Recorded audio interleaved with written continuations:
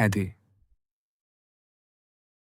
Count की घोड़ागाड़ी अभी बुलेवार के मोड़ से मुड़ी ही थी कि अल्बेर उसकी ओर घूमकर जोर से हंस पड़ा। कुछ अधिक ही जोर से, मानो हंसी में हल्का सा बनावटीपन हो। तो उसने कहा, मैं आपसे वही प्रश्न कर सकता हूं जो चार्ल्स नवम ने सेंट बार्थोलोम्यू के नरसंहार के बाद कैथरीन द मेडिसी से पूछा था। आपको कैसा लगा? मैंने अपना छोटा सा अभिनय कैसे निभाया? किस संदर्भ में? मोंते क्रिस्तो ने पूछा। क्यों? दांगलार के सामने अपने प्रतिद्वंद्वी को स्थापित करने के संदर्भ में? कौन सा प्रतिद्वंद्वी? कौन सा प्रतिद्वंद्वी? आपका आश्रित आंद्रेया कावालकांति? और कौन? आप परिहास कर रहे हैं विस्काउंट। मैं किसी भी प्रकार आंद्रेया का संरक्षण नहीं करता, कम से कम दांगलार के प्रसंग में तो बिल्कुल नहीं। यदि उस युवक को संरक्षण की आवश्यकता होती तो मैं आपको इसका दोष देता, पर सौभाग्य से उसे उसकी आवश्यकता नहीं। क्यों? क्या आपको लगता है वह प्रणय प्रस्ताव में है? मैं इसकी गारंटी देता हूं। वह प्रेमी की भांति आंखें मटकाता और आहें भरता है। वह अभिमानी यूजनी का हाथ पाने की आकांक्षा रखता है। हाँ, यह तो एक परिपूर्ण छंद बन गया। मैं शपथ पूर्वक कहता हूं, यह अनायास था। खैर, फिर कहता हूं, वह अभिमानी यूजिनी का हाथ पाने की आकांक्षा रखता है। इससे क्या, जबकि विचाराधीन एकमात्र वर आप ही हैं? ऐसा मत कहिए प्रिय काउंट। मुझे दोनों ओर से ठुकराया जा रहा है। दोनों ओर से? कैसे? निश्चय ही यूजिनी ने मुझसे मुश्किल से बात की, और उसकी अंतरंग सखी लुइस दार्मिली ने तो बिल्कुल नहीं। पर पिता तो आप पर मोहित हैं, मोंते क्रिस्तो ने कहा। सच? इसके विपरीत उसने मेरे हृदय में हजारों खंजर भोंके। यद्यपि वे रंगमंचीय खंजर थे, जिनकी धार भीतर सिमट जाती है, पर वह उन्हें वास्तविक ही समझता था। ईर्ष्या स्नेह का द्योतक होती है। हाँ, पर मैं ईर्ष्यालु नहीं हूं। पर वो है। किससे? देब्रई से? नहीं, आपसे। मुझसे? मैं आपको विश्वास दिलाता हूं, एक सप्ताह में वह मेरे लिए अपना द्वार बंद कर देगा। आप भूल करते हैं विस्काउंट। सिद्ध कीजिए। क्या आप चाहते हैं? हाँ, मुझसे कहा गया है कि मोरसेर के पिता से अनुरोध करूं कि वे बैरन के समक्ष एक निश्चित प्रस्ताव रखें। आपसे किसने कहा? स्वयं बैरन ने। ओह! अल्बेर ने अत्यंत विनयपूर्ण स्वर बनाकर कहा। आप ऐसा ना करेंगे, मेरे प्रिय काउंट? यहीं आप भूल करते हैं अल्बेर। मैंने वचन दिया है और निभाऊंगा। तो फिर? अल्बेर ने आह भरकर कहा। प्रतीत होता है कि आप मुझे विवाह मंडप तक पहुंचाकर ही दम लेंगे। मैं तो केवल सबके साथ उचित संबंध बनाए रखना चाहता हूं। पर देब्रई की बात चली, मैंने उसे हाल में बैरन के यहां नहीं देखा। वहां मतभेद हो गया है। पत्नी से? पति से? क्या उसने कुछ भांप लिया? हाँ, अच्छा प्रश्न है। क्या सचमुच उसे संदेह हुआ? मोंते क्रिस्तो ने आकर्षक निष्कपटता से पूछा। संदेह? निश्चय ही। आप कहाँ से आए हैं, मेरे प्रिय काउंट? यदि चाहें तो कांगो से। फिर भी पर्याप्त दूर नहीं। मैं आपके पेरिसीय पतियों के विषय में क्या जानूं? पति, प्रिय काउंट, सर्वत्र एक से होते हैं। किसी देश में एक नमूना देख लीजिए, पूरी जाति समझ में आ जाती है। तो दांगलार और देब्रई के बीच क्या हुआ होगा? वे तो अत्यंत घनिष्ठ प्रतीत होते थे। मोंते क्रिस्तो ने अभी भी अनभिज्ञता का अभिनय करते हुए कहा। अब आप उन रहस्यों में प्रवेश कर रहे हैं जो देवी आइसिस के रहस्यों जैसे हैं, और मैं दीक्षित नहीं हूं। जब युवा कावालकांति परिवार का अंग बन जाएगा, तब उससे पूछेगा। गाड़ी रुक गई। हम पहुंच गए, मोंते क्रिस्तो ने कहा। अभी केवल 10:30 बजे हैं। ऊपर क्यों नहीं चलते? इच्छा तो है। मेरी गाड़ी आपको घर पहुंचा देगी। धन्यवाद, पर मेरा कूपे पीछे ही आ रहा होगा। हाँ, ये रहा, मोंते क्रिस्तो ने उतरते हुए कहा। दोनों भीतर गए। बैठक कक्ष पहले ही प्रकाशमान था। बैप्तिस्ता, चाय लाओ, मोंते क्रिस्तो ने कहा। बैप्तिस्ता निःशब्द चला गया। 2 क्षण बाद वह एक सुसज्जित तश्तरी लेकर लौटा, जो मानो किसी जादुई प्रदर्शन की भांति भूमि से ही प्रकट हुई हो। स्वीकार करता हूं, प्रिय काउंट, मोर्सेर ने कहा।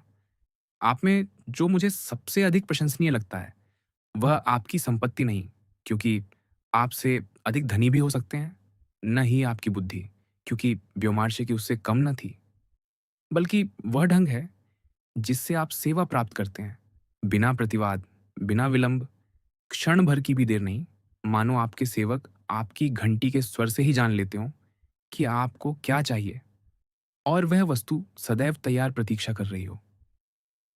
आपकी बात में कुछ सत्य है। वे मेरी आदतें जानते हैं। उदाहरण के लिए, क्या चाय पीते हुए आपको कुछ और करने की इच्छा नहीं है? धूम्रपान। मोंते क्रिस्तो ने घंटी बजाई। अगले ही क्षण एक गुप्त द्वार खुला और अली 2 चिबूक लिए प्रकट हुआ, उत्कृष्ट लताकियां से भरे हुए। अद्भुत। नहीं, अत्यंत साधारण, प्रिय मोरसेर, मोंते क्रिस्तो ने कहा। अली जानता है कि मैं चाय या कॉफी के साथ प्रायः धूम्रपान करता हूं। उसने मुझे चाय मंगाते सुना और तुम्हारे साथ लौटते भी देखा। वह समझ गया, और चूंकि वह उस देश का निवासी है जहां आतिथ्य का प्रमुख माध्यम पाइप है, इसलिए वह एक नहीं, 2 चिबूक लाया। ठीक है, यह स्पष्टीकरण भी उतना ही अच्छा है जितना कोई और, पर तथ्य यह है कि केवल आप ही। अरे, यह कैसी ध्वनि है? और मोरसेर ने अपना सिर द्वार की ओर झुका दिया, जहां से गिटार जैसी ध्वनियां आ रही थीं। लो, प्रिय विस्काउंट, आज सायंकाल तुम्हें संगीत का दंड भोगना ही होगा। मादेमो आजेल दांगलार के पियानो से जैसे तैसे बजकर निकले ही थे कि अब हैदे की गुजला में फंस गए। हैदे, कितना मनोहर नाम है। क्या सचमुच बायरन की कविताओं के बाहर भी स्त्रियां हैदे नाम से जानी जाती हैं? निस्संदेह, फ्रांस में यह नाम दुर्लभ हो सकता है, पर अल्बानिया और एपिरस में यह पर्याप्त सामान्य है। ये वैसा ही है जैसे तुम कहो, पवित्रता, लज्जा, निष्कलुषता। एक प्रकार का बपतिस्मा नाम, जैसा तुम पेरिसवासी कहते हो। अत्यंत मनोहर। कितना अच्छा होता यदि हमारी फ्रांसीसी स्त्रियां भी मादेमोआ जेल साइलेंस, मिस गुडनेस या मिस क्रिश्चियन चैरिटी कहलाती। जरा कल्पना करो, मादेमोआ जेल दांगलार, जिनका नाम क्लेयर मैरी यूजनी है, यदि उनका नाम होता मिस पवित्रता, लज्जा, निष्कलुषता दांगलार, तब विवाह घोषणा कितनी भव्य लगती। मूर्ख, काउंट ने कहा। इतना ऊंचे स्वर में परिहास मत करो, हैदे सुन सकती है। तो क्या वह अप्रसन्न हो जाएगी? बिल्कुल नहीं, काउंट ने गर्व से कहा। स्वभाव से सरल है। सरलता का प्रश्न नहीं, कर्तव्य का है। दासी अपने स्वामी से अप्रसन्न नहीं होती। अरे, रहने भी दीजिए। क्या अब भी दासियां होती हैं? निश्चय ही, क्योंकि हैदे मेरी है। सच कहूं, आप कुछ भी दूसरों की तरह न करते हैं, न रखते हैं। काउंट दे मोंते क्रिस्तो की दासी, यह तो फ्रांस में एक पदवी हुई। जिस प्रकार आप सोना उछालते हैं, उसका मूल्य वर्ष में 1 लाख एक्यू अवश्य होगा। 1 लाख एक्यू। वह दुर्भाग्यशाली युवती कभी उससे अधिक की स्वामिनी रही है। वह इस संसार में ऐसे वैभव के साथ आई थी जिसके सामने 1001 रातें की संपदाएं भी तुच्छ हैं। तो वह सचमुच राजकुमारी हुई। जैसा तुम कहते हो, और अपने देश की महानतम राजकुमारियों में से एक। मैंने अनुमान किया था, पर एक महान राजकुमारी दासी कैसे बन गई? जैसे डेनिस अत्याचारी शिक्षक बन गया था। युद्ध की विपत्तियां, प्रिय विस्काउंट, और भाग्य की विचित्रताएं। क्या उसका नाम गुप्त है सबके लिए, पर तुम्हारे लिए नहीं, क्योंकि तुम मित्र हो और मौन रखना जानते हो? यदि मैं कहूं कि किसी से न कहना, अपने सम्मान की शपथ, क्या तुम जानिना के पाशा का इतिहास जानते हो? अली तेबेलिन, निश्चय ही मेरे पिता ने उसी की सेवा में अपना भाग्य बनाया था। सच है, मैं भूल गया था। तो हैदे का अली तेबेलिन से क्या संबंध है? सीधे सीधे वह उसकी पुत्री है। क्या अली पाशा की पुत्री? और सुंदर वासिलिकी की भी। और अब वह आपकी दासी है? निस्संदेह। यह कैसे हुआ? एक दिन मैं कॉन्स्टेंटिनोपल के बाजार में टहल रहा था और मैंने उसे खरीद लिया। अद्भुत। आपके साथ रहा नहीं जाता। आपके साथ तो स्वप्न देखा जाता है। पर सुनिए, मैं कुछ अधिक साहस कर रहा हूं। फिर भी कहो। चूंकि आप उसे अपने साथ बाहर ले जाते हैं, ओपेरा तक, तो क्या मैं इतना साहस कर सकता हूं कि आपसे एक निवेदन करूं? जो चाहो निसंकोच कहो। तो काउंट, क्या आप मुझे अपनी उस राजकुमारी से परिचित कराएंगे? निश्चय ही, दो शर्तों पर। सुने बिना स्वीकार। पहली, तुम किसी से न कहोगे कि तुम उससे मिले हो। स्वीकार। मोरसेर ने हाथ बढ़ाया। शपथ। दूसरी, तुम उससे यह नहीं कहोगे कि तुम्हारे पिता ने उसके पिता की सेवा की थी। यह भी शपथ। उत्तम विस्काउंट, इन दोनों शपथों को स्मरण रखोगे? निश्चय ही। काउंट ने घंटी बजाई। अली उपस्थित हुआ। हैदे से कहो, काउंट ने कहा, कि मैं उसके कक्ष में कॉफी लूंगा, और उससे कहो कि मैं चाहता हूं वह मुझे अपने एक मित्र से परिचित कराने की अनुमति दे। अली झुककर चला गया। तो निश्चय निश्चय हुआ विस्काउंट। कोई प्रत्यक्ष प्रश्न नहीं। यदि कुछ जानना चाहो, मुझसे पूछना। मैं उससे पूछूंगा। स्वीकार। तीसरी बार अली आया और द्वार खोलकर संकेत किया कि वे भीतर जा सकते हैं। आओ, मोंते क्रिस्तो ने कहा। अल्बेर ने अपने केश संवारे, मूछें ऐंठी। काउंट ने टोपी उठाई, दस्ताने पहने और अपने अतिथि को आगे ले चला। उस अपार्टमेंट में जिसकी रखवाली अली अग्रिम प्रहरी की भांति कर रहा था, और जिसे मिर्टो के अधीन 3 फ्रांसीसी परिचारिकाएं सुरक्षित रखती थीं। हैदे प्रथम कक्ष बैठक में प्रतीक्षा कर रही थी। उसकी आंखों में विस्मय था। मोंते क्रिस्तो के अतिरिक्त कोई पुरुष वहां पहले कभी प्रवेश न कर पाया था। वह सोफे के कोने में बैठी थी, पांव अपने नीचे मोड़े, मानो पूर्व के समृद्ध कढ़ाईदार वस्त्रों में अपने लिए एक घोंसला सा बना लिया हो। पास ही वह वाद्य रखा था जिसकी ध्वनि ने उसकी उपस्थिति प्रकट की थी। दृश्य मनोहर था। मोंते क्रिस्तो को देखते ही वह उठी, मुस्कान ऐसी जिसमें पुत्री का स्नेह और प्रेमिका की कोमलता दोनों सम्मिलित थे। काउंट आगे बढ़ा, उसने हाथ बढ़ाया और उसने आदतन उसके हाथ पर अपने अधर रख दिए। अल्बेर द्वार पर ही ठिठका रहा, इस विलक्षण सौंदर्य से मोहित, जिसकी कल्पना फ्रांस में असंभव थी। आप मुझे किससे मिलाने लाए हैं? युवती ने रोमाइक भाषा में पूछा। भाई, मित्र, परिचित या शत्रु? एक मित्र, मोंते क्रिस्तो ने उसी भाषा में उत्तर दिया। किस नाम से पुकारे जाते हैं? काउंट ऑल्बेर, वही जिन्हें मैंने रोम में डाकुओं से मुक्त कराया था। मैं उनसे किस भाषा में बात करूं? मोंते क्रिस्तो अल्बेर की ओर मुड़ा। क्या तुम आधुनिक यूनानी जानते हो? उसने पूछा। अफसोस, नहीं, अल्बेर ने कहा। प्राचीन यूनानी भी नहीं, प्रिय काउंट। होमर और प्लेटो को मुझ जैसा निकृष्ट, बल्कि कहूं तो उपेक्षापूर्ण विद्यार्थी कभी नहीं मिला।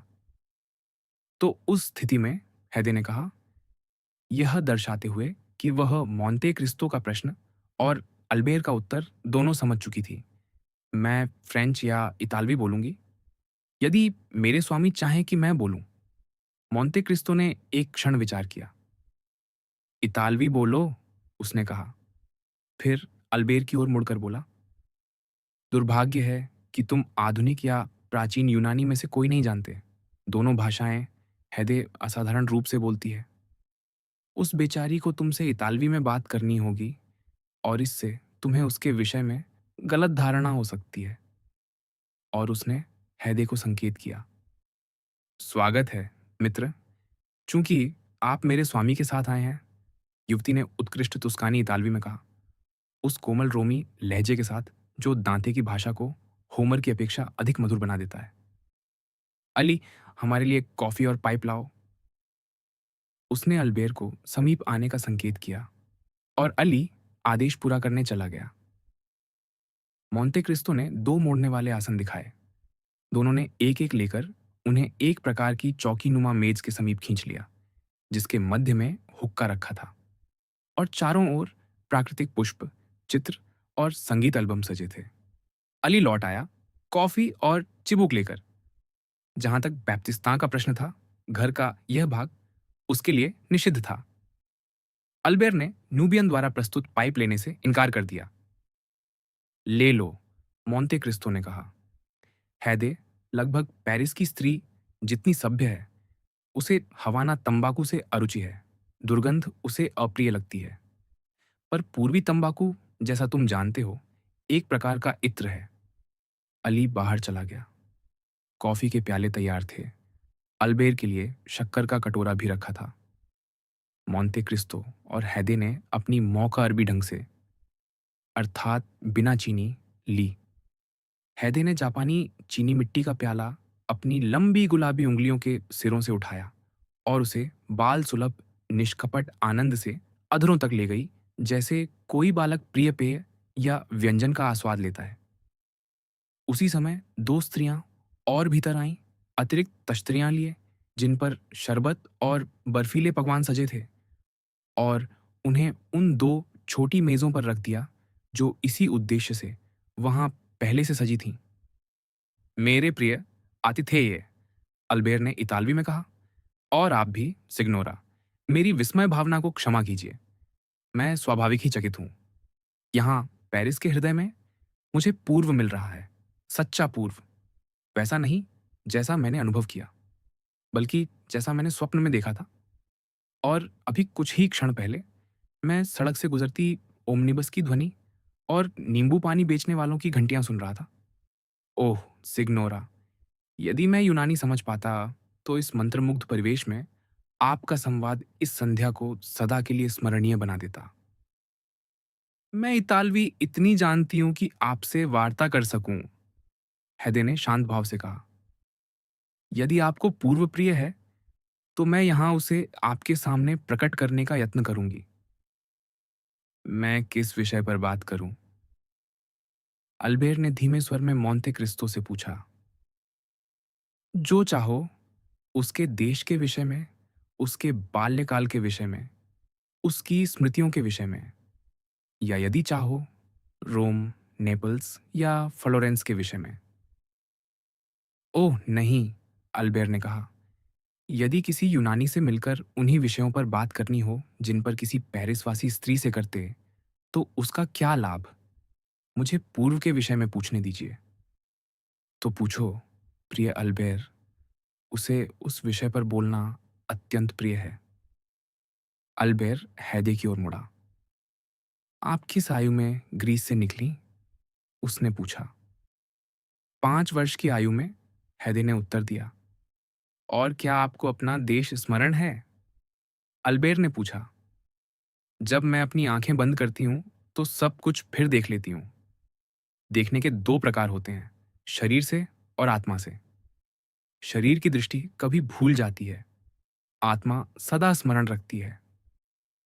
आपकी सबसे पहली स्मृति क्या है? मैं चल भी नहीं पाती थी। मेरी माता, जिनका नाम वासिलिकी है, यूनानी में वासिलिकी का अर्थ है राजसी।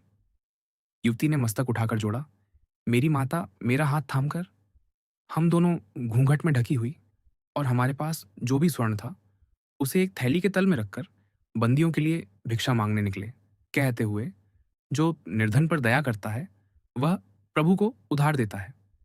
फिर जब थैली भर जाती, तो हम महल लौटते और बिना पिता को बताए सारा धन, जो लोगों ने हमें निर्धन समझकर दिया था, मठ के हेगुमेनोस को भेज देते, जो उसे बंदियों में बांट देता। तब आपकी आयु कितनी थी? 3 वर्ष, हैदे ने कहा। तो आपको 3 वर्ष की आयु से सब कुछ स्मरण है? सब कुछ। काउंट, मोर्सेर ने मोंते क्रिस्टो से धीमे स्वर में कहा। कृपया सिग्नोरा को अपने इतिहास का कुछ भाग कहने दीजिए।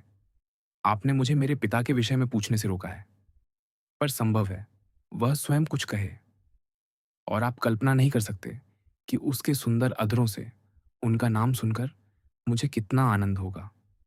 मोंते क्रिस्टो हैदे की ओर मुड़ा और भौहें सिकोड़कर उसे सावधान करते हुए कि वह उसके शब्दों पर पूरा ध्यान दे, यूनानी में बोला कि वह अपने पिता के भाग्य का वृत्तांत कहे, पर उस विश्वासघाती का नाम और उसके विश्वासघात का उल्लेख न करे। हैदे ने एक गहरी आह भरी और उसके निर्मल ललाट पर एक गहरा बादल सा छा गया। तुमने उससे क्या कहा? मोरसेर ने धीमे स्वर में पूछा। मैंने केवल इतना दोहराया कि तुम मेरे मित्र हो और उसे तुमसे कुछ भी छिपाने का कोई कारण नहीं। तो अल्बेर ने आगे कहा, बंदियों के लिए किया गया वह दूरस्थ तीर्थ प्रयाण तुम्हारी प्रथम स्मृति था। अगली स्मृति क्या है? अगली, मैं अपने को कुछ चिनार वृक्षों की छाया में देखती हूँ, एक झील के निकट, जिसकी झिलमिलाती प्रतिछाया अब भी मुझे शाखाओं के बीच से दिखाई देती है। मेरे पिता उनमें से सबसे प्राचीन और सघन वृक्ष के तने से टिके गद्दों पर बैठे हैं और मेरी माता उनके चरणों में लेटी है, जबकि मैं, एक दुर्बल बालिका, उनके वक्ष पर झरती श्वेत दाढ़ी से खेल रही हूँ, और उस कंगियार से भी, जिसकी हीरे जड़ी मूठ उनकी कमर में टंगी थी। तब समय समय पर कोई अल्बानियाई आता और उनसे कुछ शब्द कहता, जिन्हें मैं नहीं समझती थी, और वे बिना स्वर बदले उत्तर देते, मारो या बख्श दो। अजीब लगता है, अल्बेर ने कहा, ऐसी बातें किसी युवती के अधरों से सुनना, रंगमंच के अतिरिक्त, और अपने आप से कहना, ये कल्पना नहीं है। ऐसे काव्यमय क्षितिज, ऐसे अद्भुत अतीत के साथ तुम्हें फ्रांस कैसा लगता है? मुझे लगता है यह एक सुंदर देश है, हैदे ने कहा, पर मैं फ्रांस को वैसा देखती हूँ जैसा वह है, क्योंकि मैं उसे एक प्रौढ़ स्त्री की आंखों से देखती हूँ, जबकि मैंने अपने देश को केवल बालिका की दृष्टि से देखा है। इसलिए वह मुझे सदा किसी कुहासे में लिपटा प्रतीत होता है, जो कभी उज्ज्वल होता है, कभी अंधकारमय, इस पर निर्भर कि मेरी दृष्टि उसे मधुर मातृभूमि मानती है या कटु पीड़ा का स्थल। तुम जैसी युवा स्त्री ने पीड़ा कैसे जानी होगी? अल्बेर ने पूछा, यद्यपि साधारणता की शक्ति के आगे स्वयं झुकते हुए। हैदे मोंते क्रिस्तो की ओर मुड़ी, जिसने एक अत्यंत सूक्ष्म संकेत से कहा, कहो। सबसे बढ़कर मन की गहराइयों को वही स्मृतियां भरती हैं जो सबसे पहली होती हैं, और जिन 2 स्मृतियों का मैंने अब भी उल्लेख किया है, उन्हें छोड़कर मेरे समस्त बाल्यकाल की स्मृतियां दुहकमय हैं। मैं आपसे निवेदन करता हूँ, सिग्नोरा, आगे कहिए, अल्बेर ने कहा। आपको सुनना मेरे लिए अत्यंत मोहक है। हैदे ने विषादपूर्ण मुस्कान दी। क्या आप चाहेंगे कि मैं अपनी अन्य स्मृतियां भी स्मरण करूं? उसने कहा। कृपया, अल्बेर ने उत्तर दिया। मैं 4 वर्ष की थी जब एक संध्या मेरी माता ने मुझे जगा दिया। हम जानिना के महल में थे।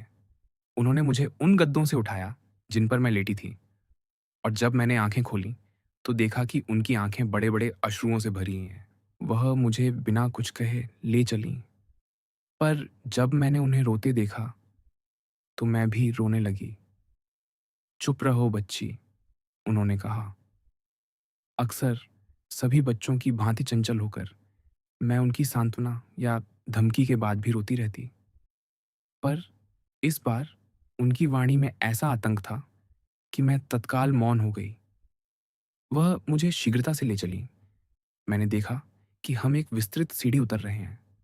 हमारे आगे मेरी माता की समस्त दासियां थीं, या यूं कहूं कि वे दौड़ती उतर रही थीं। संदूक, थैले, आभूषण, गहने और स्वर्ण मुद्राओं की थैलियां ने उठाए। उनके पीछे 20 सशस्त्र पुरुषों का एक पहरा था, लंबी बंदूकें और पिस्तौल लिए।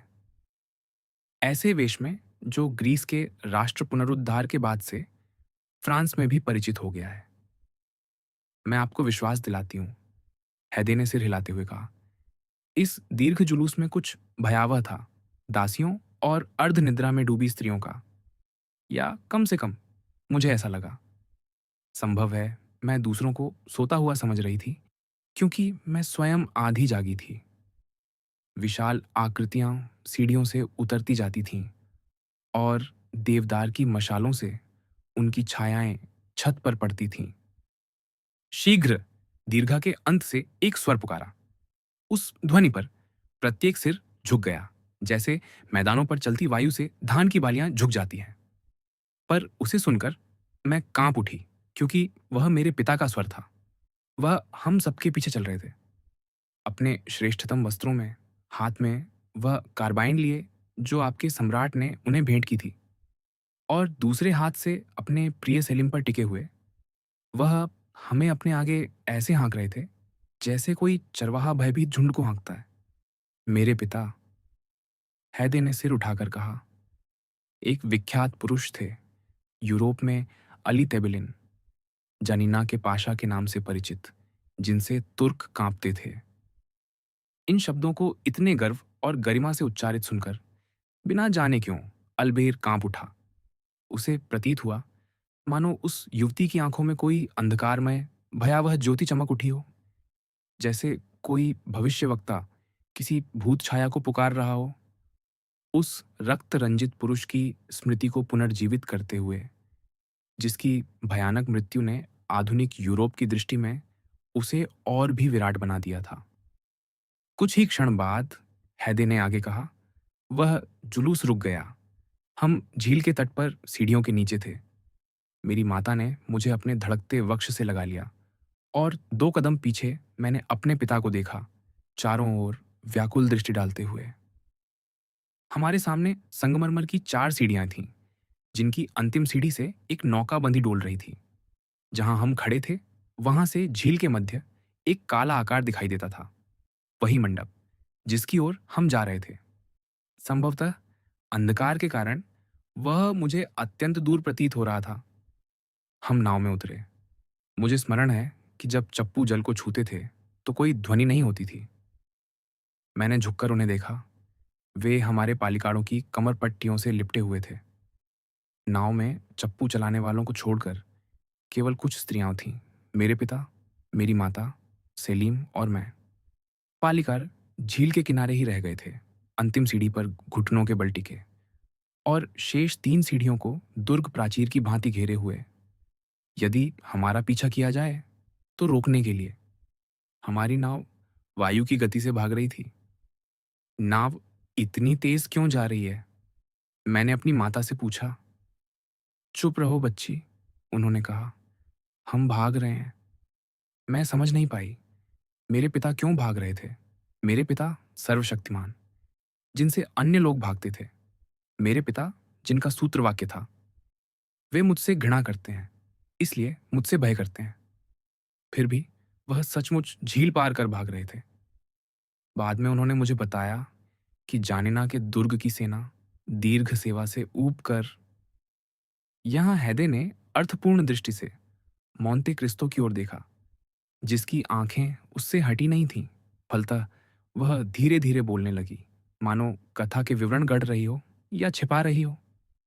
आप कह रही थी, सिग्नोरा, अल्बेर ने कहा, उसके वृत्तांत पर पूरा ध्यान देते हुए, कि जानिना की सेना दीर्घ सेवा से ऊबकर उन्होंने सेरास्की और कूर्चित से समझौता कर लिया था, हैदे ने कहा, जिसे सुल्तान ने मेरे पिता का अपहरण करने भेजा था। तब मेरे पिता ने निश्चय किया कि वे उस गुप्त आश्रय में चले जाएं, जिसे उन्होंने बहुत पहले से अपने लिए तैयार कर रखा था, जिसे काताफिगियोन कहते हैं, जिसका अर्थ है शरण। और सुल्तान के पास एक फ्रांसीसी अधिकारी को भेज दिया, जिस पर उन्हें पूर्ण विश्वास था। क्या आपको उस अधिकारी का नाम स्मरण है, सिग्नोरा? ऑल्बेर ने पूछा। मोरसेर की दृष्टि से ओझल मोंते क्रिस्तो और युवती ने एक दूसरे की ओर देखा। नहीं, उसने कहा, मुझे अभी स्मरण नहीं, पर बाद में आ सकता है, तब मैं आपको बताऊंगी। अल्बेर अपने पिता का नाम लेने ही वाला था कि मोंते क्रिस्तो ने धीरे से उंगली उठाकर उसे मौन रहने का संकेत दिया। युवक को अपनी शपथ स्मरण आ गई और वह चुप रह गया। हम उस मंडप की ओर बढ़ रहे थे। उसमें भूतल पर अरबी अलंकरण था और ऊपर एक मंजिल, जो झील पर दृष्टि रखती थी। जहां तक दिखता था, बस वहीं था। पर भूतल के नीचे एक भूमिगत मार्ग था, जो द्वीप के नीचे से गुजरता था। एक विशाल गुफा, जिसमें मुझे, मेरी माता और उनकी स्त्रियों को ले जाया गया। वहां एक ही ढेर में 60,000 थैलियां और 200 पीपे रखे थे। थैलियों में 25 मिलियन स्वर्ण मुद्राएं थीं और पीपों में 30,000 पौंड बारूद। सेलीम, मेरे पिता का प्रिय, जिसका मैंने उल्लेख किया, उन पीपों के पास खड़ा रहता था। वह दिन रात पहरा देता, हाथ में एक डंडा लिए जिसके सिरे पर जलती बत्ती थी। उसे आदेश था कि मेरे पिता के संकेत मात्र पर सब कुछ उड़ा दे। मंडप, पहरेदार, पाशा, स्त्रियां और स्वर्ण, सब कुछ। मुझे स्मरण है कि हमारे दास, यह जानते हुए कि वे इतने भयानक साथी के बीच हैं, दिन रात प्रार्थना करते, रोते और कराहते रहते थे। जहां तक मेरा प्रश्न है, मैं अब भी उस युवा सैनिक को देख सकती हूँ, जिसकी त्वचा पीली और आंखें काली थीं। जब मृत्युदूत मुझे लेने आएगा, मुझे विश्वास है, मैं सेलीम को पहचान लूंगी। मैं नहीं कह सकती हम वहां कितने समय रहे। उन दिनों मुझे समय का ज्ञान नहीं था। कभी कभी, यद्यपि विरले ही, मेरे पिता हमें महल की छत पर ले आते। वे क्षण मेरे लिए आनंद के होते, क्योंकि भूमिगत अंधकार में देखने को कुछ न था, सिवाय कराती आकृतियों और सेलिम की जलती बत्ती के। एक विशाल खुली मेहराब के सामने बैठकर मेरे पिता क्षितिज की गहराइयों की ओर कठोर दृष्टि से देखते रहते, झील पर दिखाई देने वाले प्रत्येक काले बिंदु को परखते हुए। जबकि मेरी माता आधी बैठी, आधी लेटी, उनका सिर उनके कंधे पर टिकाए रहती, और मैं उनके चरणों में खेलती, बाल्यकाल के उस आश्चर्य से जो हर वस्तु को विशाल बना देता है। मैं पिंडस की पर्वत श्रृंखलाओं को निहारती, जो क्षितिज पर उभरी रहती, जानिना के दुर्गों को, जो झील के नील जल से श्वेत और कोणीय उठते थे, और उन काले वृक्ष गुच्छों को, जो पर्वत ढालों से ऐसे चिपके थे मानो काई हो, दूर से काई से, और पास जाकर देवदार और विशाल मर्तल वृक्षों के समूह। एक सुबह मेरे पिता ने हमें बुलवाया। हमने उन्हें अत्यंत शांत पाया, पर सामान्य से अधिक पीले। धैर्य रखो वासिली की, उन्होंने कहा, आज सब समाप्त हो जाएगा। आज स्वामी का फरमान आएगा और मेरा भाग्य निर्धारित होगा। यदि पूर्ण क्षमा मिली तो हम विजय के साथ जाने ना लौटेंगे। यदि समाचार प्रतिकूल हुआ तो हम आज ही रात भाग जाएंगे। और यदि वे हमें भागने ना दें, मेरी माता ने कहा, उसका भय मत करो। अली ने मुस्कुराकर उत्तर दिया, सेलीम और उसकी जलती बत्ती उसका आश्वासन है। वे मुझे मृत देखना चाहें, पर मेरे साथ मरना नहीं चाहेंगे। सांत्वना के ये शब्द मेरे पिता के हृदय से नहीं निकले थे, और मेरी माता ने उनका उत्तर केवल आहों से दिया। वह उनके लिए शीतल जल तैयार करतीं, जिसे वह निरंतर पीते रहते, क्योंकि जिस क्षण से वे उस मंडप में आए थे, उन्हें प्रचंड ज्वर ने आ घेरा था। वह उनकी श्वेत दाढ़ी में सुगंध लगातीं और चिबूक सुलगातीं, जिसके धुएं को वह वायु में उठते देखते रहते, कभी-कभी घंटों तक विचारों में डूबे हुए। तभी अचानक उन्होंने एक तीव्र झटका सा दिया, जिससे मैं चौंक उठी। जिस वस्तु ने उनका ध्यान आकर्षित किया था, उसे दृष्टि हटाए बिना उन्होंने अपना दूरबीन मंगाया। मेरी माता ने उन्हें थमा दिया। वह स्वयं उस संगमरमर की जंगले से भी अधिक श्वेत हो उठी थीं, जिसके सहारे वह झुकी थीं। मैंने देखा, मेरे पिता का हाथ कांप रहा था। एक नाव, दो, तीन, वह बुदबुदाए, चार, और वह उठ खड़े हुए, अपने हथियार संभाले, और मुझे स्मरण है, अपनी पिस्तौलों की तश्तरी में कुछ बारूद भर दिया।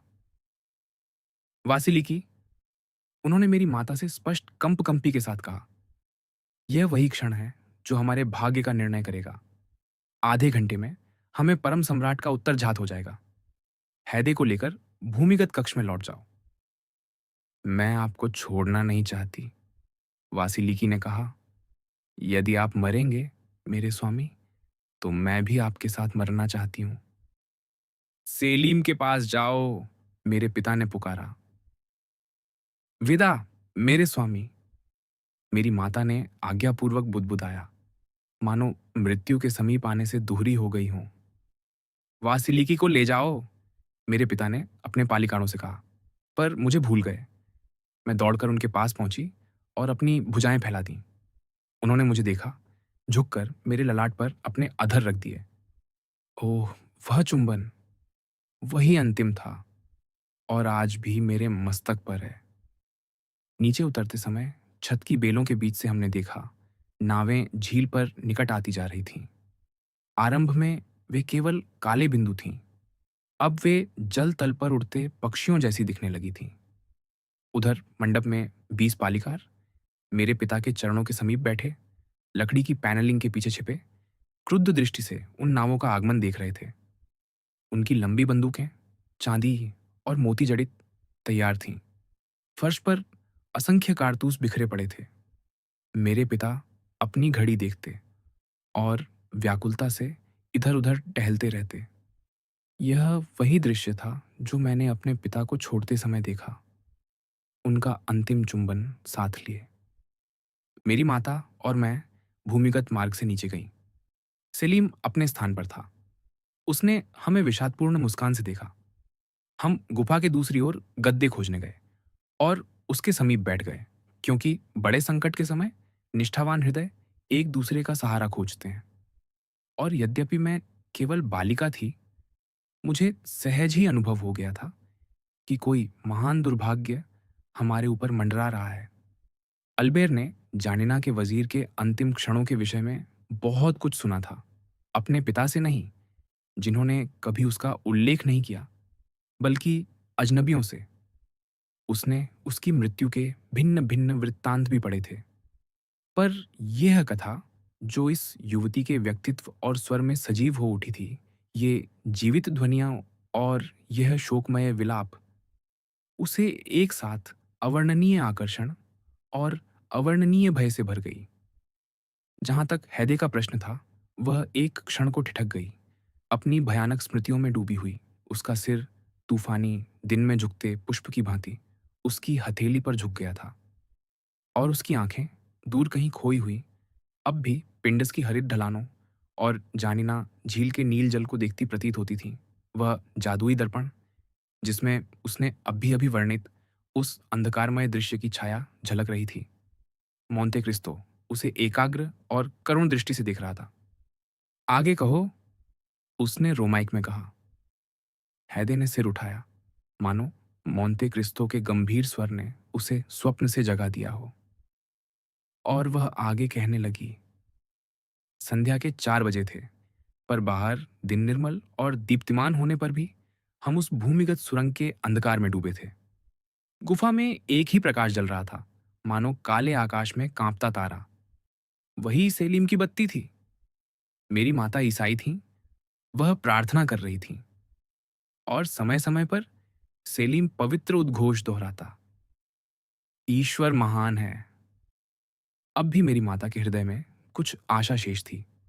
नीचे आते समय उन्हें लगा था कि उन्होंने उस फ्रांसीसी अधिकारी को पहचान लिया है, जिसे कॉन्स्टेंटिनोपल भेजा गया था और जिस पर मेरे पिता को पूर्ण विश्वास था। क्योंकि फ्रांसीसी सुल्तान के सैनिक प्रायः उदार और कुलीन होते हैं। वह सीढ़ियों की ओर कुछ कदम बढ़ी और सुनने लगी। वे आ रहे हैं, उन्होंने कहा। प्रार्थना करें कि वे शांति और जीवन लेकर आए हों। तुम किससे भय करती हो, वासिलिकी? सेलीम ने उत्तर दिया, ऐसी वाणी में जो एक साथ कोमल और गर्वपूर्ण थी। यदि वे शांति नहीं लाते, तो हम उन्हें मृत्यु देंगे। और उसने अपनी भाले से अंगारों को कुरेदा, मानो प्राचीन कृति डियोनिसस का कोई भाव हो। पर मैं, एक निष्पाप बालिका, उसके साहस से ही भयभीत हो उठी, जो मुझे उग्र और निरर्थक लगा, और उस भयानक मृत्यु से सिहर गई, जो ज्वाला बनकर वायु में लहराती थी। मेरी माता ने भी वही भय अनुभव किया, क्योंकि मैंने उन्हें कांपते महसूस किया। हे ईश्वर, हे ईश्वर, माता, मैंने पुकारा, क्या हम मरने वाले हैं? ये सुनते ही दासों का विलाप और तीव्र हो गया। बच्ची, वासिलिकी ने कहा, ईश्वर से प्रार्थना करो कि तुम उस मृत्यु की कामना करने न लगो जिससे अभी इतना भय करती हो। फिर धीरे से बोली, सेलीम, स्वामी का आदेश क्या है? यदि वह मुझे अपना खंजर भेजें, तो सुल्तान ने उन्हें क्षमा नहीं दी और मुझे अग्नि प्रज्वलित करनी होगी। यदि वह अपनी अंगूठी भेजें, तो सुल्तान ने उन्हें क्षमा कर दिया है और मैं बारूद भंडार सौंप दूंगा। मित्र, मेरी माता ने कहा, जब स्वामी का आदेश आए, यदि वह खंजर हो, तो हमें उस मृत्यु के हवाले करने के स्थान पर, जिससे हम दोनों भयभीत हैं, हम स्वयं तुम्हारे सामने अपने कंठ प्रस्तुत कर देंगे और तुम उसी खंजर से हमें मार देना। हाँ, वासिलिकी, सेलीम ने शांत भाव से उत्तर दिया। अचानक हमने ऊंची पुकारें सुनी। हमने ध्यान से सुना। वे आनंद की पुकारें थीं। उस फ्रांसीसी का नाम, जिसे कॉन्स्टेंटिनोपल भेजा गया था, हमारे पालिकाओं के बीच आगे पीछे गूंज रहा था। स्पष्ट था कि वह परम सम्राट का उत्तर लेकर लौटा है और वह उत्तर अनुकूल है। तुम्हें उसका नाम स्मरण नहीं? मोरसेर ने पूछा, मानो कथावाचिका की स्मृति को उकसाने को तत्पर हो। मोंते क्रिस्तो ने उसे संकेत किया। नहीं, मुझे स्मरण नहीं, हैदे ने कहा। कोलाहल बढ़ गया। पदचाप निकट आई। कोई भूमिगत आश्रय की सीढ़ियां उतर रहा था। सलीम ने अपना भाला संभाल लिया। थोड़ी ही देर बाद सूर्य की किरणों के उस नीले अर्ध अंधकार में, जो गुफा के द्वार तक उतर आता था, एक आकृति प्रकट हुई। कौन हो तुम? सलीम ने पूछा। जो भी हो, एक कदम और मत बढ़ना। सुल्तान की जय, उस आकृति ने कहा। वजीर अली को पूर्ण क्षमा प्रदान की गई है। न केवल उनका जीवन सुरक्षित है, बल्कि उनका धन और उनकी संपत्ति भी उन्हें लौटा दी गई है। मेरी माता ने आनंद की पुकार भरी और मुझे अपने हृदय से लगा लिया। रुको, सेलीम ने उन्हें कहा, यह देखकर कि वह बाहर भागने को ही थीं। तुम जानती हो, मुझे अंगूठी चाहिए। यह सत्य है, मेरी माता ने कहा, घुटनों पर गिरते हुए और मुझे आकाश की ओर उठाते हुए, मानो चूंकि वह ईश्वर से मेरी ओर से प्रार्थना कर रही थी, वह सचमुच मुझे उसकी ओर उठा देना चाहती हो। एक बार फिर हैदे रुक गई, इतनी तीव्र भावना से अभिभूत कि उसके पीले ललाट पर पसीना छलक आया और उसका घुटा हुआ स्वर उसके शुष्क कंठ से निकलना कठिन हो गया। मोंते क्रिस्तो ने एक गिलास में थोड़ा शीतल जल डाला और उसे देते हुए कोमल स्वर में कहा, जिसके भीतर आदेश की हल्की छाया थी, साहस रखो। हैदे ने अपनी आंखें और ललाट पोंछे और आगे कहने लगी। इस बीच हमारी आंखें अंधकार की अभ्यस्त हो चुकी थीं और हमने पाशा के दूत को पहचान लिया। वह मित्र था। सेलिम ने उसे पहचान लिया था, पर वह कुलीन युवक केवल एक ही बात जानता था, आज्ञा का पालन। किसके नाम पर आए हो? उसने पूछा।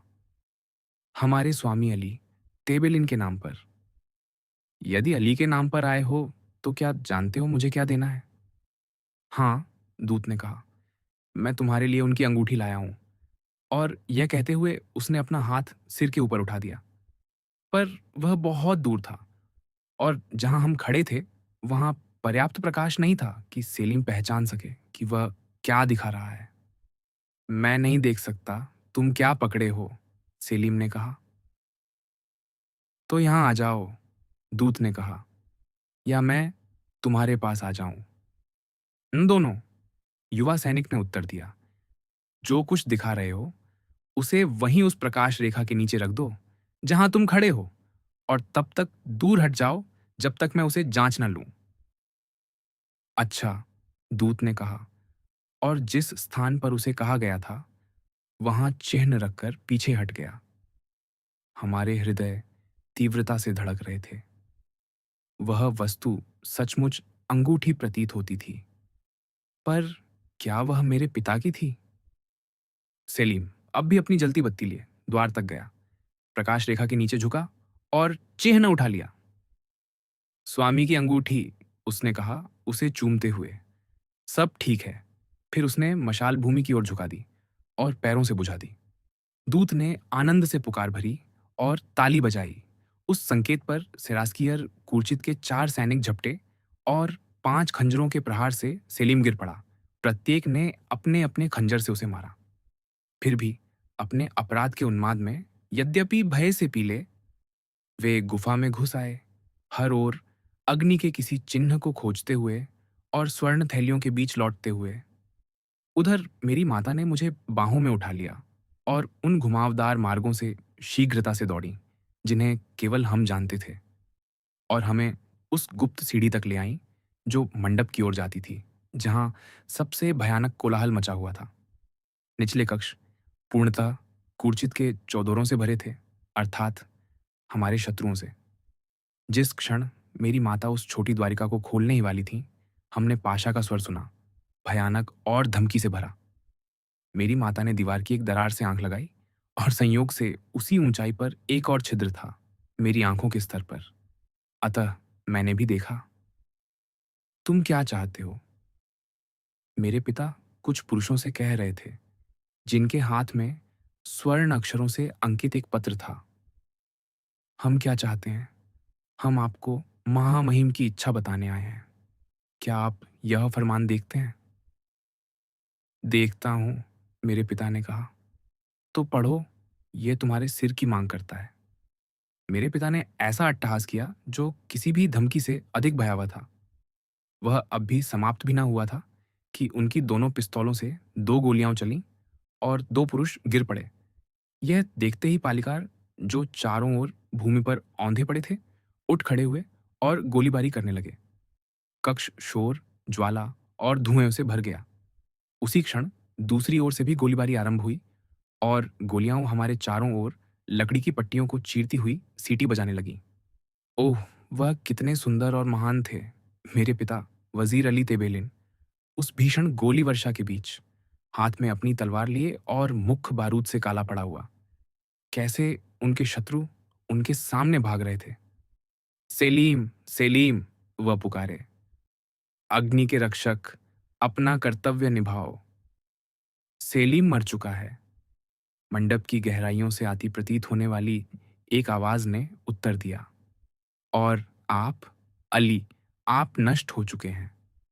उसी क्षण एक भारी आघात हुआ, और मेरे पिता के चरणों के चारों ओर फर्श फटकर बिखर गया। चौधर नीचे से ऊपर की ओर गोली चला रहे थे। 3 या 4 पालिकार सिर से पांव तक भेदे हुए घावों से चीर दिए गए और गिर पड़े। मेरे पिता गरजे, अपनी उंगलियां उन गोली छिद्रों में डाल दी और पूरी की पूरी एक फर्श पट्टी उखाड़ फेंकी। पर उसी क्षण उनके बनाए उस छेद से 20 गोलियां दग्ध हो उठीं, और ज्वाला की एक लपट, मानो ज्वालामुखी के मुख से उठ रही हो, पर्दों को आलोकित करती हुई उन्हें निगलने लगी। इस समस्त भीषण कोलाहल और उन भयानक चीत्कारों के बीच दो गोलियों की ध्वनि अन्य सभी से अधिक स्पष्ट गूंजी और दो ऐसी पुकारें उठीं जो आसपास की किसी भी पुकार से अधिक हृदय विदारक थीं।